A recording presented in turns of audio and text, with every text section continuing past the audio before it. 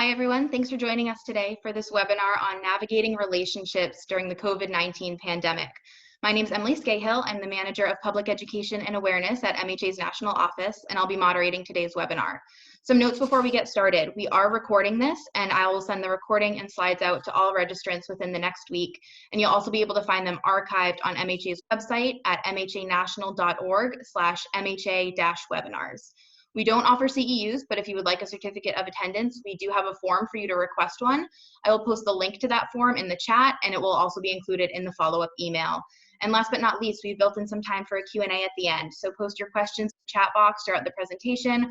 We'll go through some at the end, and feel free to make comments or share some of your knowledge in there as well. And now I'm so excited to introduce today's speaker, Dr. Melissa Boudin from Choosing Therapy.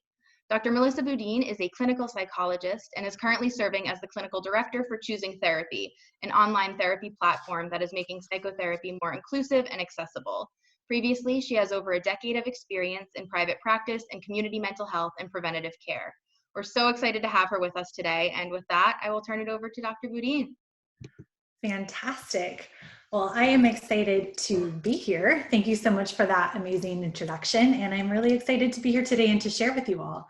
So as Emily said, my name is Dr. Melissa Boudin. I am the clinical director of Choosing Therapy. A little bit about Choosing Therapy in case you haven't heard of us yet. First, our content site, our home site, choosingtherapy.com, is home to hundreds of mental health related articles. They're all written by licensed therapists and medically reviewed, but written to be easily understood by the non-clinical person. So our site is a great place to go to access answers to your mental health and wellness related questions. We also have a nationwide therapist directory and a virtual therapy platform where therapists can build their own video-based private practice and people can find and book an appointment with an experienced therapist quickly and easily. I'm going to talk a bit more about that later, but for right now, let's jump into our presentation. All right, in today's presentation, we are going to be talking about navigating relationships during the pandemic. And I will be covering common issues experienced by couples during this time, positive coping skills for addressing those issues, as well as talking about how online therapy can help. As we continue to face stress brought on by the COVID-19 pandemic, relationships have the potential to be a tremendous source of positive support. However, the pandemic has in many ways challenged relationships, sometimes causing major disruption and upset to them. So as we navigate this pandemic, it's important to understand how it's impacting our relationships and what we can do to counteract the potential negative effects. The objectives for today's presentation are to, one, identify common issues and stressors that many couples are and have been dealing with throughout the pandemic, to discuss positive coping strategies that have the potential to effectively manage and resolve these issues and stressors, and learn how online couples counseling can serve as a useful and wonderful tool during this particularly challenging time, helping partners and couples work through the unique issues that they're facing. All right, let's start with how COVID-19 has served to exacerbate relationship issues. Close supportive relationships are really a vital element to total health and well-being, as well as a source of strength in times of hardship. However, COVID-19, with its many extreme stressors and ongoing uncertainty, can potentially be damaging to relationship health. And poor relationship health can negatively impact people's mental health. Many studies have shown that people experiencing relationship problems are at a higher risk for both mood and anxiety disorders, as well as at risk for experiencing higher levels of overall life dissatisfaction. There have been many recent studies on relationships in the time of COVID. These studies, along with observations from relationship experts and couples therapists, have determined several ways in which the pandemic is exacerbating relationship issues. Some very distinct challenges have emerged from these studies and the professional observations. We are going to review 9 of these unique relationship challenges today. The first one of these relationship challenges that is unique to the pandemic is stress spillover. While it's not unique to the pandemic, it is something that is increased certainly in this time.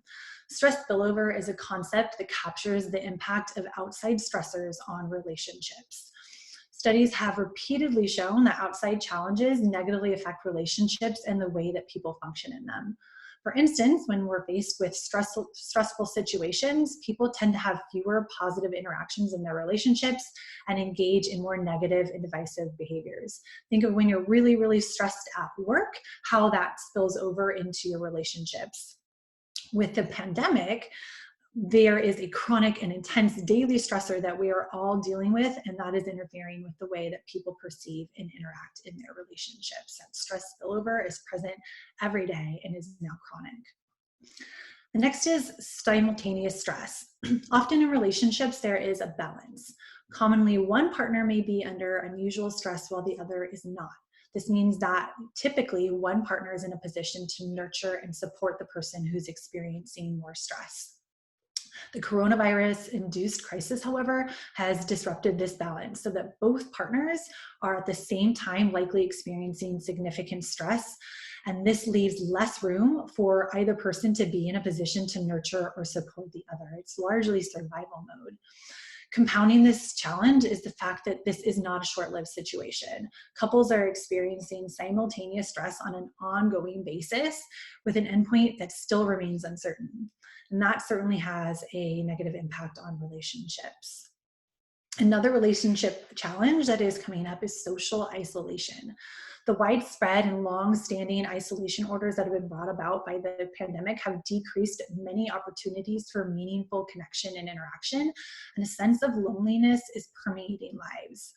This sense of disconnection from outside sources is reducing relationship satisfaction and commitment.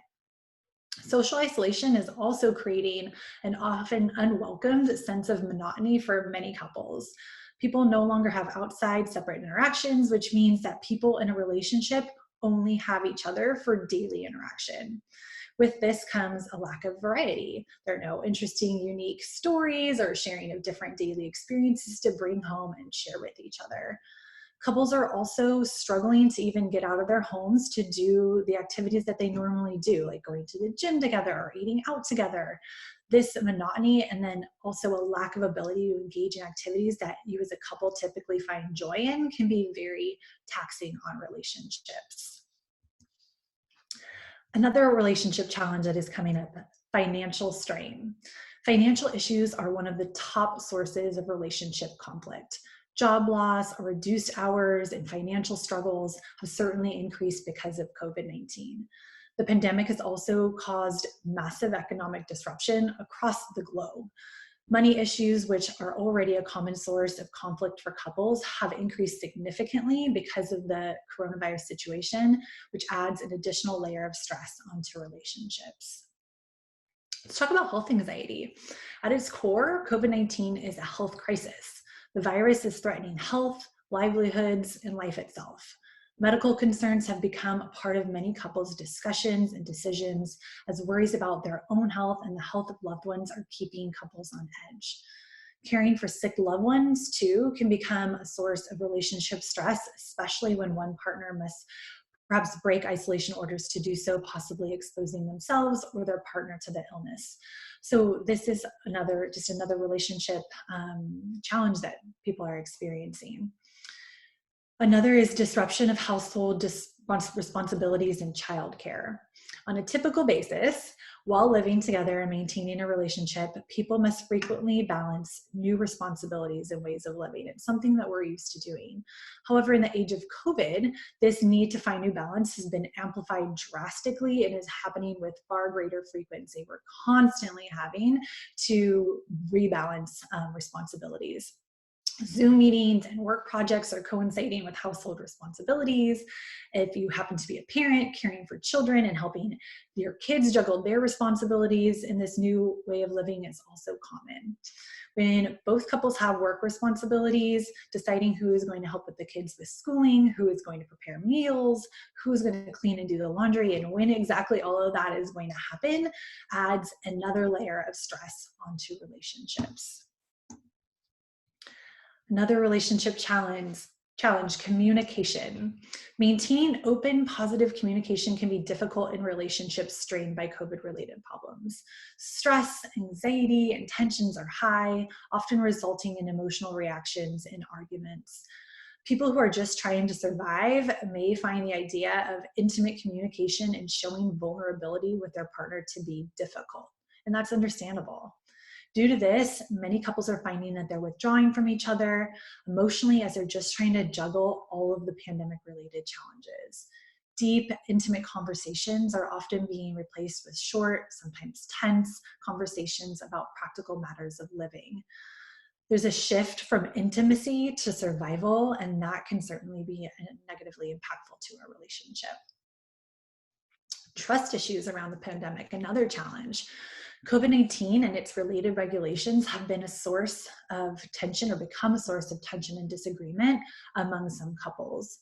Not everyone is in agreement about the nature of COVID and the government regulations. Some people fear the worst, avoid exposure at all costs, and expect their partners to do the same, while others don't believe that the risks are as bad as they're led to believe, and thus are more active and less likely to follow the regulations. When these opposite views exist within a relationship, resentment, trust issues, and fighting are likely to occur.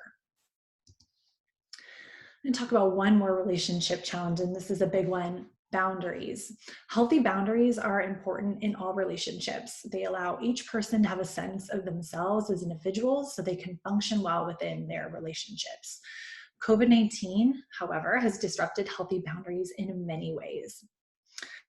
One, because outside support systems are less accessible due to pandemic-related restrictions, couples must rely on each other much more as their primary source of support. When you combine this with simultaneous stress and stress spillover that we talked about earlier, this can be very taxing and serve as a source of relationship conflict.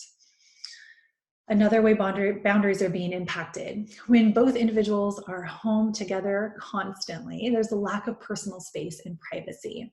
Many couples face a sense of increased quantity time spent together, but decreased quality time spent together. Another way boundaries are being challenged: working from home has a tendency to make the mental and physical separation of work and home disappear. The lack of boundaries between different facets of life makes it difficult to maintain normal routines and to create intentionally distinct work time and couple time. With these blurred lines, relationships can suffer. As you can see in reviewing these common issues, so those were 9 common issues, relationships are clearly being challenged by COVID-19. It's important to note, however, that this situation is not entirely without hope.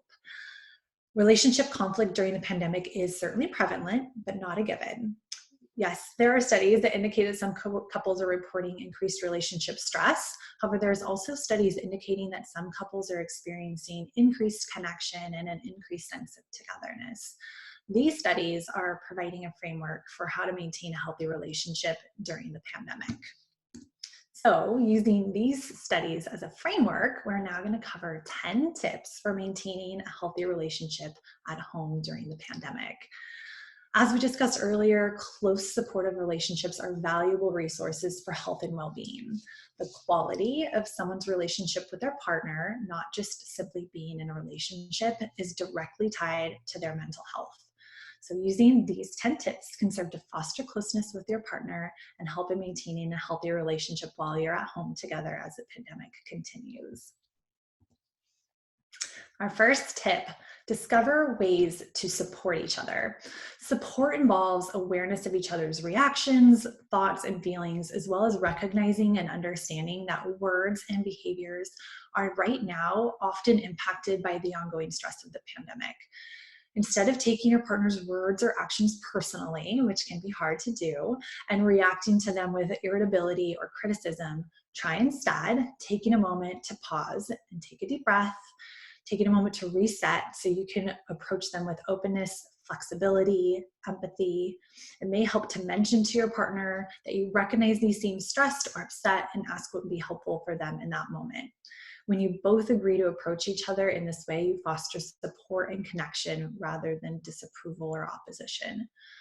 Another practical way, and I love practical tips, another practical way of supporting each other is to work together to create a list of the most stressful things about home life during the pandemic. And then create a related go-to list of tools and strategies for dealing with these stressors together. Doing this helps you feel heard and understood, each of you to feel heard and understood. It also gives you agreed upon actions to take to handle problematic situations before they escalate.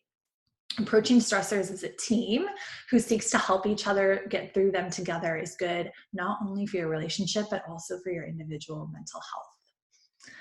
All right, another tip, communicate mindfully. Being supportive and responsive involves good communication.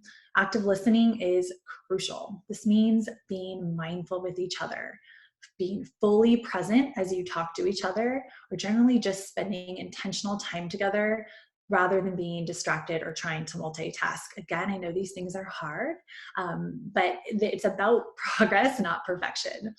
If your partner is emotional or a situation is heated, it is okay and actually preferable in many cases to call a timeout. Go to separate spaces if possible. Even if you can't physically separate, however, pause and take some deep breaths to reset. Another tip, learn to be responsive. An important key to strong relationships is perceived partner responsiveness. What does this mean? This concept refers to the degree to which people believe that their intimate partner is caring and understanding and validates their feelings rather than dismissing or belittling them. Perceived partner responsiveness is a protective factor that can serve as a buffer from stress spillover, which we talked about earlier, even with the extreme stressors of COVID-19. When both partners perceive each other as responsive and understanding, it's easier to navigate simultaneous stress in a positive and healthy way.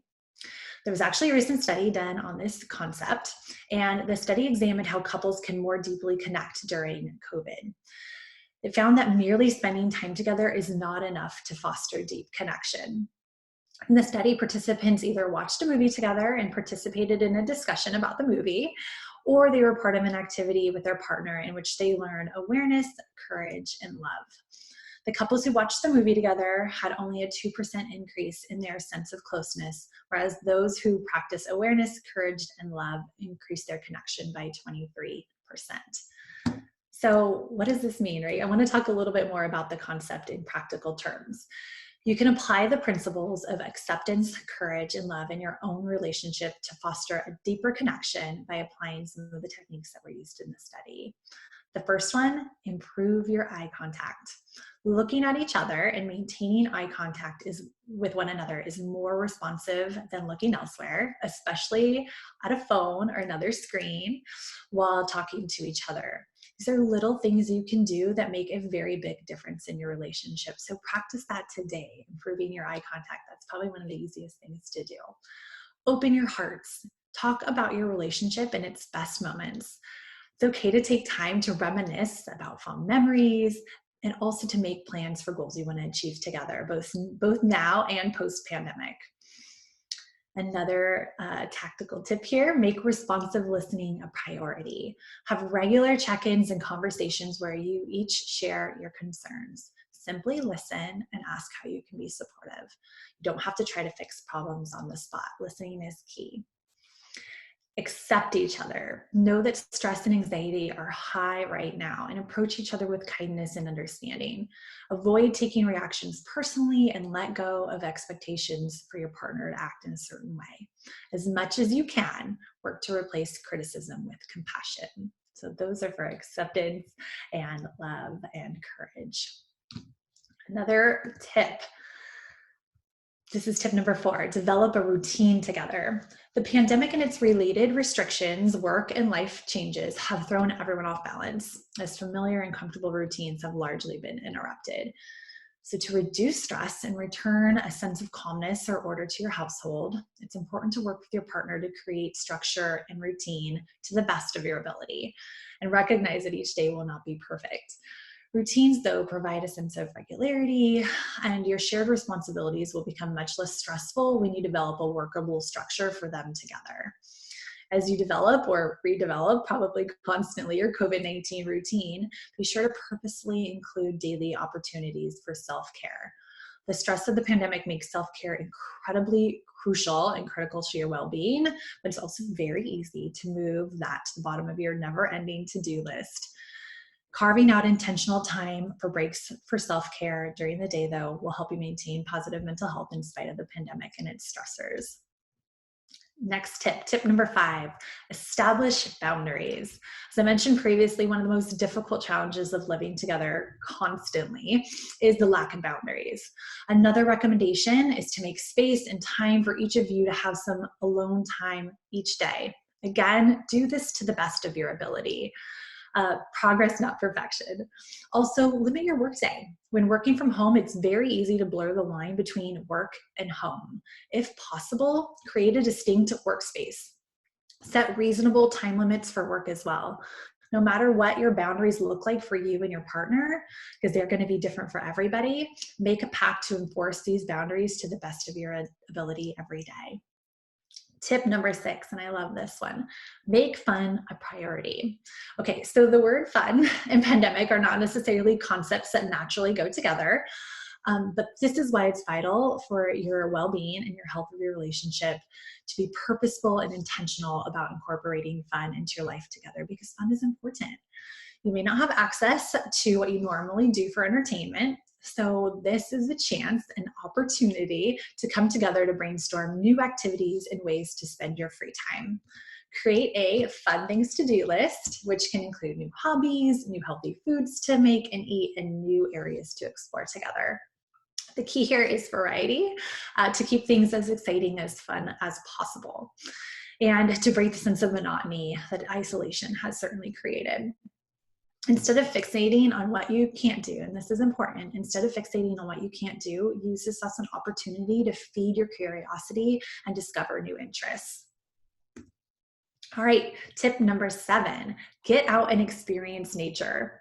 As you and your partner create a growing, fun list of things to do together, it's important to keep outdoor activities in mind. Spending time in nature, even as little as a few minutes a day, has been shown to reduce stress and increase positive connections.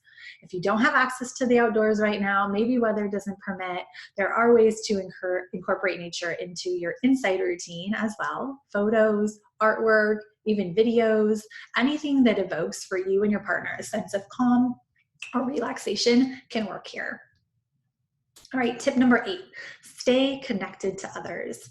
Now more than ever, it's important to have as varied a support system as possible. In forced isolation, couples are often having to turn to each other as their sole source of encouragement and support. This can certainly bring you closer together, especially if you are responsive to each other's needs and feelings. But the ongoing nature of the pandemic can make this feel taxing and draining to be somebody's sole source of support. So maintaining connection with friends, family, coworkers, even if it's virtual rather than in person, is healthy for your intimate relationship with your partner. Tip number 9, initiate intimacy. Given the persistent stress and monotony of life during the pandemic, it is all too easy to let intimacy fall to the bottom of the priority list. Feeling intimate may be difficult, and acting on it may be even more difficult, particularly with disrupted schedules and everyone around each other all the time. Connecting deeply, though, is an essential part of love. So I encourage you to, again, make eye contact with each other as you go about your day and spend quality time together. As much as possible, spend time showing affection to one another. This can help you feel close to each other and encourages feelings of passion. Sexual health is an important component of all overall relationship health and mental health, so nurturing it with intention can bring you closer together. And last but certainly not least, tip number 10 for maintaining a really healthy relationship is to see a therapist that specializes in couples counseling. Whether you and your partner are struggling to find common ground and keep your relationship going, or you just need some support in navigating the COVID-related stressors I mentioned previously, reaching out for professional support can significantly and positively impact the quality of your relationship. Couples therapy strengthens and heals relationships and is still available during the pandemic, often via telehealth or video-based appointments. We will discuss some amazing options for this at the end of the presentation. All right, so we've talked about relationship concerns while living together during the pandemic. Next up, I want to talk about relationship concerns while living apart during COVID-19. While living together can strain couples and present unique challenges, living apart during this time can also be very difficult. Maintaining a sense of closeness when you can't physically spend time with your partner can sometimes feel impossible. If you and your partner haven't been able to be together during these long months of social isolation, know that it's normal and understandable to question whether maintaining your relationship is feasible or even something you want to do. The following concerns are among the most common challenges that couples living apart are facing during COVID-19. Incomplete responsiveness is the first one. As we discussed earlier, perceived partner responsiveness is a crucial component to a healthy relationship. When someone believes that their partner listens fully and expresses empathy and understanding towards them, they tend to feel more closely connected and can better cope with stressors, even stressors like COVID-19. This is where awareness, courage, and love come into play again. As much as possible, be mindful when your partner is stressed or otherwise upset. Have conversations where you each share your difficult thoughts and emotions and take time to express things, express love through things like eye contact, affection, and doing things for one another. This is, of course, easier said than done when you and your partner are living apart, but it's still possible when you and your partner are intentional about it. Next challenge for couples living apart, feelings of resentment. It's not uncommon for one partner to resent the other because they're not able to live together. Sometimes couples differ in their opinion of the severity of the pandemic. Again, if one person is very anxious and desires to quarantine to protect their health, but the other does not, feelings of resentment or even anger can develop. The person who's more anxious may feel upset that their partner wants to be out and about and believe that they could be together if only the other person was more cautious. The less anxious partner, on the other hand, may struggle to understand why their partner would rather isolate than live alone. And this can clearly create a challenge within a relationship. All right, another challenge, lack of physical intimacy. Sexuality, again, is a key element in romantic relationships. It's a powerful way to foster closeness and relieve stress. Living apart during COVID-19 can mean a complete lack of physical contact, making it harder for couples to feel close on a romantic level. Often, a romantic relationship can come to feel like an ordinary friendship in this type of a situation, and this can be an unwelcome feeling that causes couples to drift apart.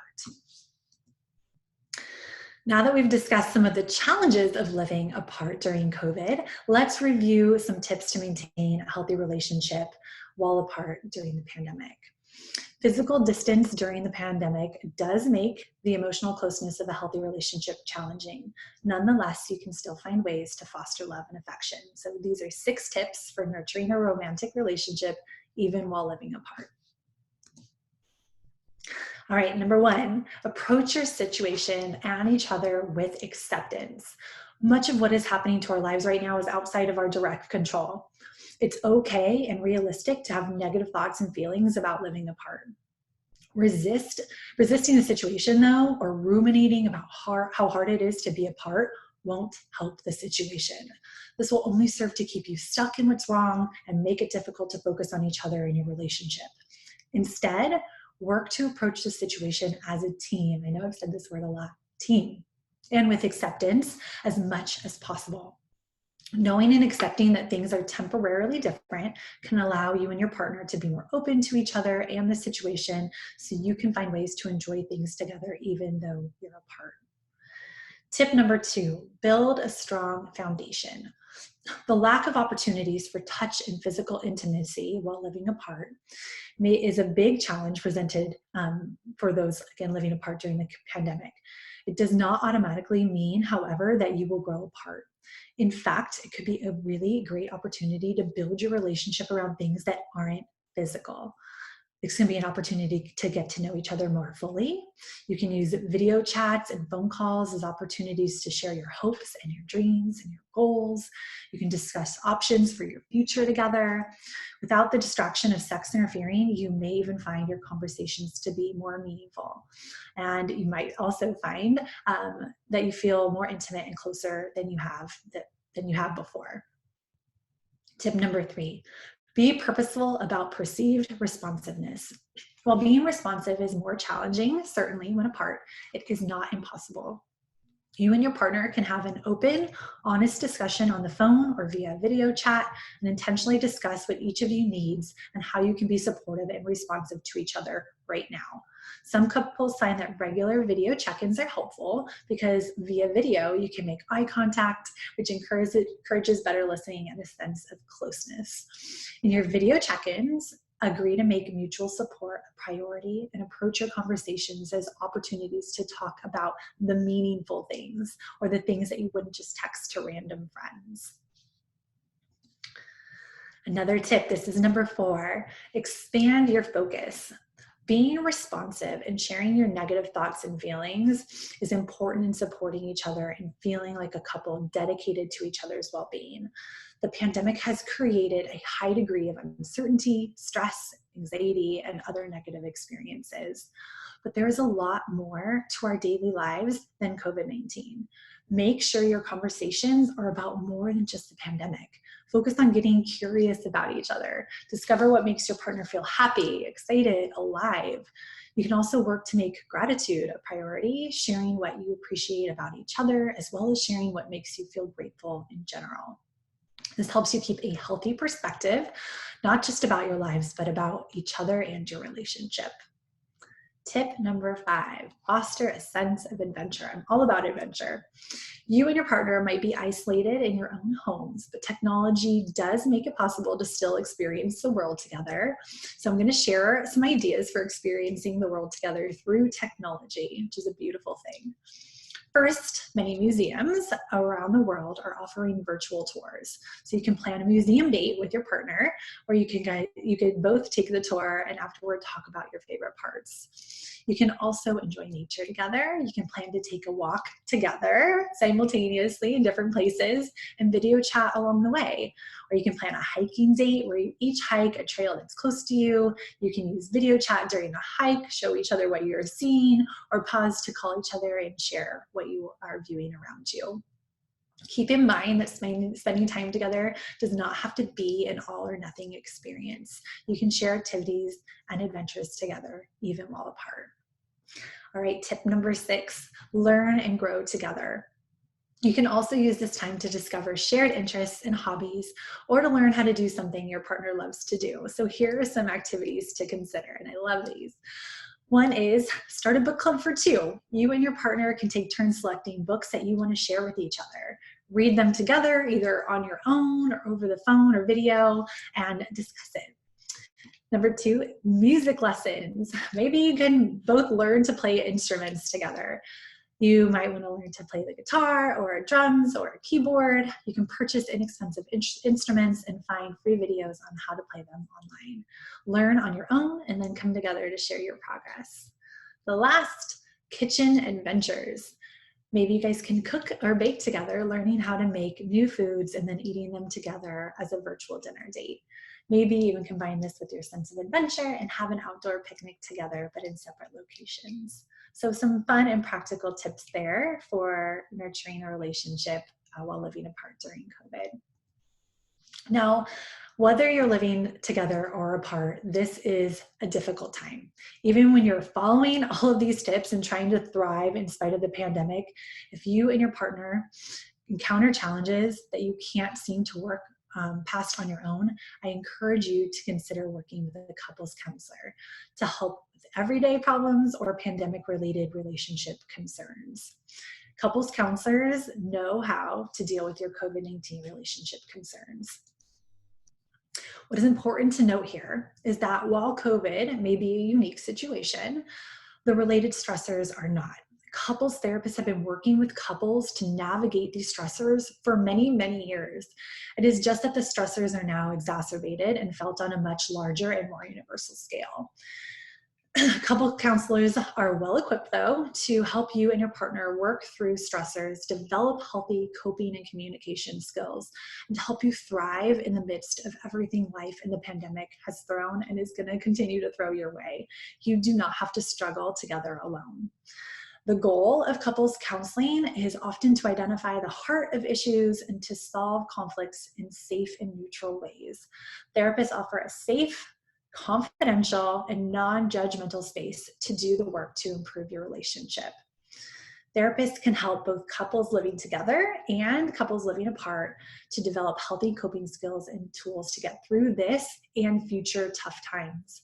The skills that you learn in therapy now can be lifelong skills that positively impact your life and your relationships for many years to come. And the best part is that counseling is not only conducted in person. Online therapy or video-based therapy is a rapidly growing and popular option. Yes, it's especially useful during the pandemic, but it's also universally appealing because of the flexibility that comes with it. With video-based therapy, you're not limited to therapists that are within driving distance of you, which means there's a lot more choice to finding a therapist that's a great fit for you. There's also no travel to and from the therapist's office. You can see a therapist from the comfort of your own home at a time that's convenient for you. You and your partner can also join a video-based session from different locations, which makes it a great option for those that are not currently living together or who have different work schedules or life schedules. It's really a wonderful option that will certainly remain a part of our norm even after the pandemic-related restrictions are lifted. So this is choosing therapy. If you feel like you and your partner could benefit from therapy, or even if just you could benefit from therapy if your partner may not be ready, I encourage you to visit the Choosing Therapy directory to take a look at therapist options. Our therapist directory is nationwide and allows you to search for a therapist in your state by their specialty, their experience, and languages spoken, as well as by your budget. You can also view a therapist's availability in real time and choose a therapist based on your preference for an appointment time. In terms of our therapists, they're all licensed professionals who are verified by our experienced platform team. In our therapist profiles, which you can see them on this screen, how beautiful they are, you can learn more about each therapist, including their specialties, certifications, and education. You can watch videos about them and their work, read mental health related articles they've written, and get a feel for their personality, which may help you choose a good fit for you or you and your partner. When you find a therapist you're interested in working with, you can either contact them at the provided contact information, or you can book an appointment with them directly through their profile page. No back and forth phone calls. You can just click a book appointment now and book your appointment. Appointments are video-based and they're available to book in as little as 12 hours. You can search today and be seen within 12 hours. That's something incredibly unique about our platform. So this is the homepage of our directory, which you can visit at directory.choosingtherapy.com. At the top right, you can choose Therapist Directory to search for a therapist on your own and to find the right couples or individual counselor for you or you and your relationship. Or if you prefer to get help with choosing a therapist, you can click on the Get Started button, complete a brief questionnaire about your specific needs, and one of our client navigators, who are all licensed mental health professionals, will contact you to provide you with personalized therapist matches. They use their clinical expertise to match you to somebody that's a good fit for you. They're also available to answer any questions that you may have about therapy or getting started. Again, either way, your first therapy session can take place in as little as 12 hours. All right, I want to wrap this up with some final thoughts on relationships during COVID-19. COVID-19 at its core is a disruptive and stressful situation. How it affects you, your partner, and your relationship is unique and very personal. You might be experiencing many of the issues we've explored together today, just some of them, or you may have your own unique challenges that are not mentioned here. Whatever difficulties and concerns you are facing, however, know that you are not alone in having them. Talking with a counselor or a therapist can make a positive difference in your mental health and the health of your relationship. The pandemic does not have to mean the end of your relationship, and it does not have to mean being unsatisfied or unhappy with your relationship. With help and support, you can have a relationship that is fulfilling, mutually supportive, and stronger than ever. All right, and I'm going to leave this picture up here, and that concludes my presentation. Wonderful. Thank you so much for sharing so much great information. We do have time for a few questions. So like I said, everyone, you're welcome to ask questions in the chat box. We do have a few already. So what are some suggestions for if your partner doesn't want to do couples counseling? Yeah, absolutely. And that's why I mentioned if you feel like your partner is not ready, you can absolutely look for a therapist or a counselor on your own first. Discussing that in therapy on your own with the counselor may help you gain some clarity on whether or not it's useful for your partner to join sessions, how you can bring it up to your partner, what that conversation might look like. You can even practice the conversation with your therapist on how you might bring it up to your partner. Or you might realize that maybe the work is better done by yourself first, and then later take it into couples therapy. But I always recommend start it on your own then if somebody else is not ready. Great. Do you have any tips for living with family during this time? Oh my, I think so many of these tips can be expanded to any relationship, right? Even with your kids, right? Or your parents. Boundary setting, making sure that you're clearly defining your boundaries is a big one. With kids, activities together and making sure that you're also having fun and being adventurous with them is important, and keeping things exciting with them. Open communication and being just clearly communicating what your needs are and what you are expecting. And routine is another one that comes to mind, the setting of a routine and responsibilities.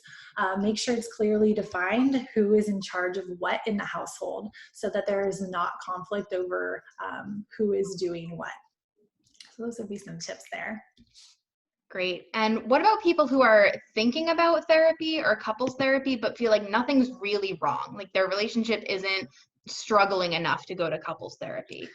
Yeah, so I mean, obviously, I am a firm believer in therapy for everyone. And I don't think you necessarily have to be able to pinpoint a problem or be able to pinpoint that something is wrong. I think anyone can and everyone can benefit just from talking to a neutral, non-judgmental person about their life, their dreams, their goals, and can gain from that. So I think that don't worry about if you can't define something. There doesn't have to be something wrong. You don't have to define yourself as, this, that, or the other. And your relationship doesn't need to have significant problems to be able to improve. Great. And any tips for people who are single and maybe dating during this time or feeling lonely during this time? Absolutely. So I think all of the ones that all of the tips that were shared in terms of living apart during this time can also be applied to dating, and finding adventure, communicating clearly with each other. I think all of those things can apply there as well. And then in terms of being lonely, I think it's about finding opportunities to connect. We talked a little bit about, make sure that you're connecting with friends, connecting with family, even if it has to be virtually. Take every opportunity that you possibly can to connect. Great. And relationships that are now seeing kind of new feelings pop up. So if it was previously great communication, but now they're snapping at each other, how can they kind of identify those problems and call those out and work on those? Yeah, so I would take the list, those first things that I talked about, those 9, and look at them together, right? Stress spillover. Is it that you are both just very, very stressed and it's spilling over into your relationship? Is it simultaneous stress, right? I think sometimes just having an understanding of why something is happening, and knowing that it's the stress of this situation is impacting it and that it's a temporary thing is also useful. Just knowing where it came from, having some explanation that it's not you, it's not your relationship necessarily, it's this situation, and it's universal, right? These are problems that many, many relationships are having, so it's not just you. Right. And what if it's just not working? What if you're feeling like you need to break up with your partner, but you're living together right now, or you're scared about being single for the duration of this pandemic? What can you do in that case? Therapy, counselor, talk it out with somebody, really, because that's a big decision, first and foremost. And the fears that you're expressing, or that this person asking this question is expressing, are very valid concerns, right? Not wanting to be alone, not knowing how to navigate the pandemic on their own. And I think having somebody to talk to who can help you navigate those can help you make a decision that is based solely on what is good for you, rather than based on fears, right? So rather than staying in a relationship due to the fears of being alone, if you can navigate this with a counselor or therapist and talk that out and get through that, then you can make a decision whether or not to stay in a relationship just solely based on whether or not it's right for you. Great. And a little bit back to new feelings coming up. So if you're noticing yourself being really angry and snapping at your partner, what can you do to take control of your own actions there? Yeah. So if you're recognizing it, that's first the biggest thing, right? Recognizing that you're doing that particular behavior or whatever it is. Recognizing that and recognizing where it comes from, giving yourself some grace, right? Don't beat yourself up. We're all living in unprecedented times. So acknowledge it, know that it is there, have some insight into why it might be occurring, and then do some work to notice when. I always tell people to journal, right? Notice when you're snapping, notice when you're getting irritable, or notice what those feelings are. Write them down, write down what triggered them or what made them happen. And what can you do when those types of things happen again? So, okay, I didn't like, I snapped at this person because I'm just having a bad day and I don't, whatever it may be. Next time that happens and somebody approaches me in that way, how do I want to react differently? What can I say differently? And just being mindful of it. Great. All right. It looks like that's all the questions we have. So we'll wrap there. Thank you so much for a wonderful presentation. And thank you to everyone who joined us today. I'll be in touch in the next few days to get everyone the recording and a copy of the slides, as well as that link to request your certificate of attendance. Other than that, enjoy the rest of your afternoon. Thanks, everyone. Thank you. Bye.